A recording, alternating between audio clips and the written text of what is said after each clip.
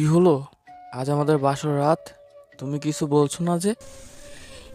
না মানে কি বলবো আমি বুঝতে পারছি না তাই।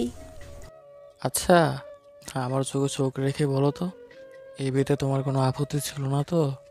আসলে সত্যিটা হচ্ছে আমি কখনো কোনো ছেলের সাথে তেমন একটা মিশিনি। আজ প্রথম বাসর রাত, তাই খুব লজ্জা করছে। কিন্তু মহারানী, বিয়ের পর তার স্বামী তার সব কিছু, তাকে লজ্জা নয় বরং ভালোবাসা দিয়ে আগলে রাখতে হয়, জানেন তো? আচ্ছা ঠিক আছে, আপনি যাই বলেন, আমি চেষ্টা করব পালন করার। এখন কি তোমাকে একটু শক্ত করে জড়িয়ে ধরতে পারি, আমার বউটা? না ধরলে কি হয় না? আরে বোকা বউ, আজকে আমাদের বাসর রাত, আজকে তো মন ভরে আদর করবো, তাই না? এতদিন কি বারবার আসবে? ও ঠিক আছে, তাহলে শুরু করুন, কিন্তু আমাকে স্পর্শ করার আগে মনে রাখবেন, আমাকে কখনো কেউ স্পর্শ করেনি, যেহেতু আপনি করবেন। তো আপনি আমার জীবনের সব কিছু, তাই সবসময় আমাকে আগলে আগলে রাখতে হবে, অনেক ভালোবাসা দিতে হবে, তাহলে আমার কাছে আসতে দিব। হ্যাঁ আচ্ছা ঠিক আছে, চলো। পরিবারের পছন্দের মেয়ের সাথেই বিয়েটা করেছিলাম। বিয়ের আগে একটা কথাও বলেনি আমার সাথে। ফাঁকা দেখার পরে আমি মাঝে মাঝে ফোন করতাম, সারা রাত একা একা বক বক করতাম তার সাথে। সে হাম হ্যাঁ আচ্ছা এই কথা শব্দ ছাড়া কোনো কথাই বলতো না। ইভেন যেদিন আমি ওকে বিয়েটা করে নিয়ে আসি, সেদিন ও কথাই বলেনি, একটা শব্দ উচ্চারণ করেনি, কাঁদেনি পর্যন্ত। মেয়েরা নাকি বাবার বাড়ি ছেড়ে আসার সময় চোখে পানি আটকে রাখতে পারে না, কিন্তু ওর চোখে পানি আমি দেখিনি কেন? সেদিন দেখেছিলাম একটা আশা, একটা স্বপ্ন। প্রথমে বারবার মনে হচ্ছিল তার হয়তো প্রেম ঘটিত কোনো ব্যাপার স্যাপার আছে, কিন্তু না, আমি ভুল ছিলাম। ও স্বভাবতই এমন শান্ত ছিল। বিয়ের 4 বছরের মাথায় আমি তার মুখে একটা অভিযোগও শুনিনি আমার বিরুদ্ধে। মাঝে মাঝে মনে হতো মেয়েরা রক্তে মাংসে গড়া, আমাদের মতোই মানুষ তো, কিভাবে পারে কোনো টু শব্দ না করে নীরবে সবার মন রাখতে। ওর ধৈর্য সহ্য ক্ষমতা বরাবর আমাকে অবাক করেছে। আমাদের বাড়িতে ওর খেয়াল রাখার মতো কেউ ছিল না আমি ছাড়া। সারাদিন সবার কাজ করে ও দিন শেষে পান থেকে চুন কষলে ওকে ছেড়ে দেওয়ার হতো না। আমি ওকে একান্ত বলতাম, কিভাবে সহ্য করো, চলো আমরা আলাদা হয়ে যাই। ও শুধু একটা কথাই বলতো, আমি সহ্য করি না তো, তোমার কোথাও ভুল হচ্ছে। এসব করতে আমার ভালো লাগে। আর কখনো আলাদা হওয়ার কথা বলবা না, আমাকে এই পরিবার থেকে আলাদা করার কথা মুখেও আনবা না। যদি আনো তাহলে কিন্তু কাছে আসতে দেব না আর। আমার মুখ বন্ধ করে দিত। আমি সইতে পারতাম না, সারাদিন বাড়িতে থাকতাম না সত্যি, কিন্তু দিন শেষে যখন ওর মুখটা দেখতাম, নিজের ভেতরটা খা খা করে উঠত। কিভাবে পারে ওইসব? ক্লান্তি মাখা চেহারাটা ফ্যাকাশে হয়ে যেত দিন শেষে, তারপরও তার রেস্ট ছিল না। বাড়ির প্রতিটা মানুষ না ঘুমানো পর্যন্ত ওর কোনো ছুটি ছিল না। তারপর আবার সকালে সবার আগে উঠে রান্না বান্না করতে হতো। এক একজনের জন্য তাদের পছন্দের এক এক রকম রান্না সে প্রতিদিনই করত, কোনো অভিযোগ ছাড়া। ওকে দেখে মনে হতো এটা মানুষ না, রোবট। তারপরও তাকে বাচ্চা নিয়ে প্রতিদিন খোঁটা দেয়া হতো। বিয়ের 4 বছর পরেও কোনো বাচ্চা ছিল না আমাদের। ওর বয়সটা বাচ্চা নেওয়ার জন্য উপযুক্তই ছিল না তখন। ও অবশ্য মাঝে মাঝে বলতো, আমাকে কি একটা বাবু উপহার দেওয়া যায় না এখন? তোমার মতো ছোট্ট একটা বাবু থাকবে আমার কাছে, সারা দিন তো তোমাকে পাই না। একটা বাবু যদি দাও, সে আমার সাথে সব সময় থাকবে।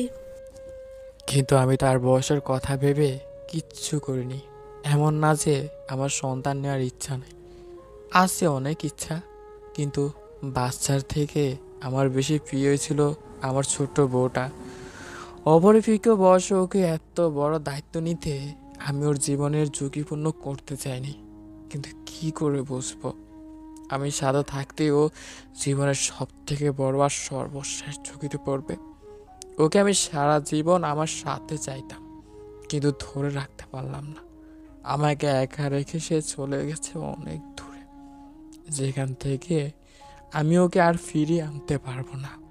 বিয়ের পরে আমি ওকে সাথে নিয়ে ওর বাবার বাড়ি বেশি যেতে পারিনি। বিয়ের কয়টা দিন পরে গিয়েছিলাম, আর বছরে 2টা ঈদে একটা ঈদে যেতাম, এছাড়া আর যাওয়াই হতো না। ওর বাবার বাড়ি থেকেও ওকে নেয়ার কোনো আগ্রহ ছিল না। সেখানে আমি তো পরের ছেলে, ঘরের সৎ মা বাবা 6 বছর আগে সবাইকে ছেড়ে চলে গেছেন। নিজের একটা ভাই নেই, যে ছিল সে ছোট্টবেলায় আল্লাহর ডাকে সাড়া দিয়ে চলে গেছেন। তাই তাকে আদর করে রেখে একটু আপ্যায়ন করার সময়ও করা হয়নি। একটা সময়ও নিজেই আর যেতে চাই না। কিন্তু সেদিন আমি বাসায় আসার পরে করুণ কণ্ঠে একটা কথা বলেছিল। আমাকে একটু বাবার বাড়িতে নিয়ে যাবে? আমি তোমার কাছে কখনো কোনো আবদার করিনি। আমি বাবার কবরটা একটু দেখব। আমাকে প্লিজ একটু নিয়ে চলো। ওর আবদারে কি যেন ছিল সেদিন, বুঝতে পারিনি। এটা শেষ আবদার ছিল হয়তো। ওকে বলেছিলাম সকালে নিয়ে যাব। মেয়েটার মুখটা তখনও দেখার মতোই ছিল। তাকে শেষবার খুশি হতে আমি তখনই দেখেছিলাম। গোমরা মুখে একটুখানি হাসির ঝলকে যে ফান জুড়িয়ে যেত।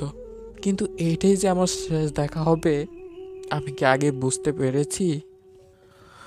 পরদিন সকাল ওকে বাইকে করে নিয়ে রওনা হয়েছিলাম ওর বাবার বাড়ির উদ্দেশ্যে। একটা ট্রেন লাইনের সামনে এসে দাঁড়িয়েছিলাম। এখনই ট্রেন আসবে, স্টেশন মাস্টার সবাইকে আটকে রেখেছে। কিন্তু একটা যুবক ছেলে ঠিক তখন প্রচণ্ড ব্রেগে ট্রেন আসার আগে লাইন ক্রস করার জন্য আসছিল। ট্রেন চোখের সামনে চলে এসেছে, ঠিক তখনই আমার মনে হলো আমার পিছনে থাকা মানুষটাকে কেউ টেনে হিঁচড়ে নিয়ে যাচ্ছে। নিয়েও চলে গেছে। মুহূর্তের মধ্যে সেই ছেলেটা তার বাইক সমেত লাইনের ওপারে পড়লো, আর আমার মানুষটা পড়লো রেলপাতের উপরে। কিছু বুঝে ওঠার আগে চারদিকে রক্ত ছিটে পড়লো। তাল সামলাতে না পেরে আমি মনে হয় পড়ে গিয়েছিলাম। কি হচ্ছে এসব কিচ্ছু বুঝতে পারছি না, একটা শব্দ পাচ্ছিলাম না, শুধু সিগন্যাল ছাড়া। রেডিও যেমন ফু করে বাঁশি বাজায় ঠিক তেমনই শব্দ হবে হয়তো। আশেপাশের লোকজন সবাই দৌড়ে গেল সেদিকে। আমি নড়ার শক্তিটুকু পেলাম না। ততক্ষণে আমার মানুষটা আমার থেকে অনেক দূরে চলে গেছে। জ্ঞান ধরে রাখতে পারিনি তখন। পরে যখন জ্ঞান ফিরল তখন আমি হাসপাতালের বেডে, বাড়ির সবাই এসে হাসপাতালে। আমি ওই পিচ্ছি মেয়েটার কথা জিজ্ঞেস করতে তারা সবাই কান্নায় ভেঙে পড়ল।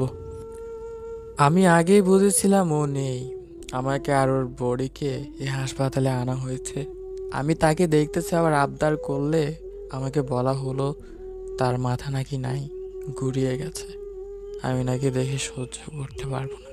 নিজেকে তখন পৃথিবীর নিকটতম মানুষ মনে হচ্ছিল। আমি থাকতে আমার প্রিয় মানুষটার এই কি হয়ে গেল? তাও কোনো অভিযোগ ছাড়াই চলে গেল, আমাকে একা রেখে, একা ছেড়ে দিয়ে চলে গেল। জীবনে একটা মাত্র আবদার করেছিল, সেটা পূরণ হওয়ার আগে আমাকে দায়ী করে চলে গেল। আফসোস থেকে গেল। তাকে পেয়ে গেছি ভেবে জীবনে তাকে বলাই হয়নি সে কথাটা, যে কথাটা একটা মেয়ের শক্তি দিতে পারে, নতুন প্রাণ দিতে পারে। জীবনেও তাকে ভালোবাসি বলা হয়নি, আর কখনো বলা হবে না। এখন একটাই চাওয়া শুধু, আল্লাহ যেন তাকে আবারও একটু শান্তি দেয়। ও চলে গেছে 6 মাস হয়েছে। বাসা থেকে আবার বিয়ে দেওয়ার কথা বলা হচ্ছে, কিন্তু আমি ওর জায়গাটা কাউকে দিতে চাই না।